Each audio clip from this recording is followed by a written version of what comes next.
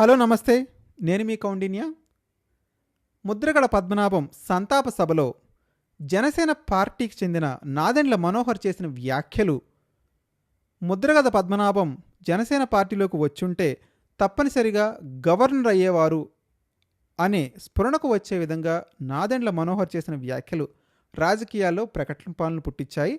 ఇంతకీ జనసేన పార్టీ తరపున గవర్నర్ అయ్యే ఛాన్సు ఎవరికి వరిస్తుందో ఈ వీడియోలో తెలుసుకునే ప్రయత్నం చేద్దాం.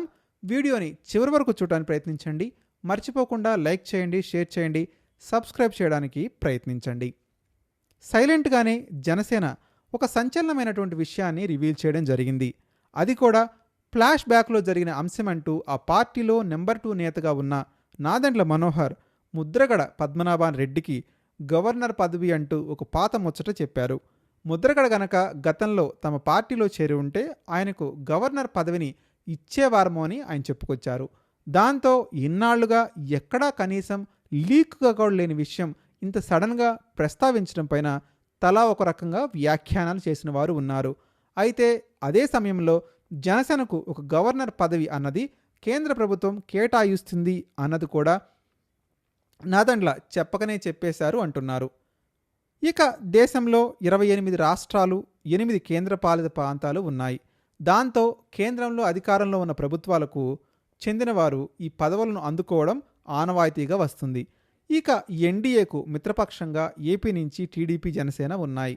దాంతో మిత్రుల కోటాలో గవర్నర్ పదవులు ఈ పార్టీలకు కూడా బీజేపీ ఇస్తుంది అనే ప్రచారం ఈ మధ్యన గట్టిగానే నడుస్తుంది. టీడీపీ కోటా కింద ఇప్పటికే విజయనగరం జిల్లాకు చెందిన కేంద్ర మంత్రి పూసపాటి అశోక్ గజపతిరాజుకు గోవా గవర్నర్ పదవిని ఇచ్చారు. అదే సమయంలో మరో గవర్నర్ పదవి కూడా టీడీపీకి ఇస్తారు అని అంటున్నారు.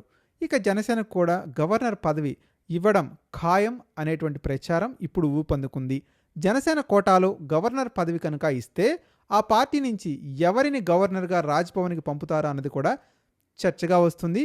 గవర్నర్ అంటే సీనియర్ నేతగా ఉంటూ రాజ్యాంగం పట్ల అవగాహన ఉన్నవారు, గతంలో ఎంపీ, ఎమ్మెల్యే వంటి పదవులు నిర్వహించిన వారికి ప్రయారిటీ ఇస్తారు. ఒక్కోసారి న్యాయ కోవిదులకు, రాజ్యాంగ అంశాల పట్ల అవగాహన ఉన్న మేధావులకు కూడా ఈ పదవులు ఇవ్వడం జరుగుతుంది. జనసేన విషయం తీసుకుంటే ఎంతోమంది ఆ పార్టీలో ఉన్నారు. ఇక ప్రత్యక్షంగా కనిపించేవారు కాకుండా పరోక్షంగా పార్టీ కోసం పనిచేసే మేధావులు ఉన్నారు. మరి ఎవరికి ఈ కీలక పదవి ఇస్తారు అనేది ఇప్పుడు చర్చగా మారింది. పార్లమెంట్ వర్షాకాల సమావేశాలు ప్రస్తుతం మొదలయ్యాయి. ఆగస్టు వరకు ఇవి సాగుతాయి. ఆ మీదట కేంద్ర మంత్రివర్గ విస్తరణ ఉంటుంది.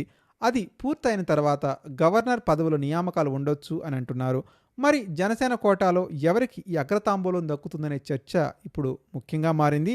నిజానికి ముద్రగడ వంటి వారికి ఈ కీలక పదవి ఇస్తే ఎంతో న్యాయం చేసినట్టు అయ్యేది అని కూడా అంటున్నారు. కానీ ఇప్పుడు ఆయన ఈ లోకంలోనే లేరు. దీంతో జనసేన గవర్నర్ పదవి ప్రస్తావన తెచ్చింది కాబట్టి ఆ పార్టీకి ఖచ్చితంగా ఒకటి గవర్నర్ పదవి వస్తుంది అని తెలుస్తుంది. మరి ఎవరా అదృష్టవంతులు అనేది కాలమే సమాధానం చెప్పాలి. మీరు కూడా మీ అభిప్రాయాన్ని కామెంట్ రూపంలో తెలియజేయండి. నిజంగానే జనసేనకు గవర్నర్ పదవి వస్తే ఎవరికి ఆ అవకాశం ఉండే ఛాన్స్ ఉంటుందో మర్చిపోకుండా కామెంట్ చేయడానికి ప్రయత్నించండి.